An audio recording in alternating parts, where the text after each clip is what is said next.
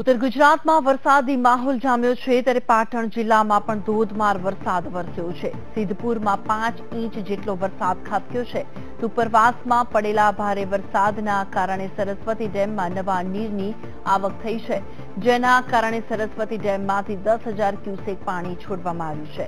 ડેમના 4 દરવાજા ખોલવામાં આવતા સરસ્વતી નદી બે કાંઠે વહી રહી છે।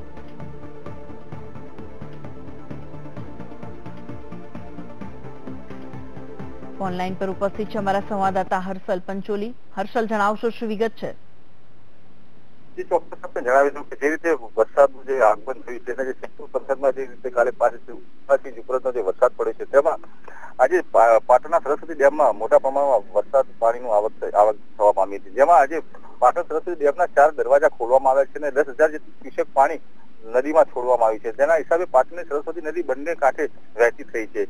જે રીતે વરસાદનું જોર જોવામાં આવે તો 5 ઇંચ ઉપરાંતનો વરસાદ સિદ્ધપુરમાં પડ્યો છે અને જે રીતે એનડીઆરએફની ટીમ અત્યારે સિદ્ધપુરમાં કામે લાગી છે। મામલતદારે પણ સાવચેતીના પગલાના ભાગરૂપે સિદ્ધપુરમાં વોચ રાખી છે અને વિવિધ જે નીચાણવાળા વિસ્તારો છે તેને ખાલી કરવાની જે કામગીરી ચાલી રહી છે। અત્યારે જે વાત કરવામાં આવે તો સિદ્ધપુરમાં કોઈ જાનહાનિના સમાચાર નથી, પરંતુ મોટાભાગના જે કહેવાય માર્ગ અને જે કહેવાય કે દુકાનો અને ઘરોમાં પાણી ઘૂસ્યા છે।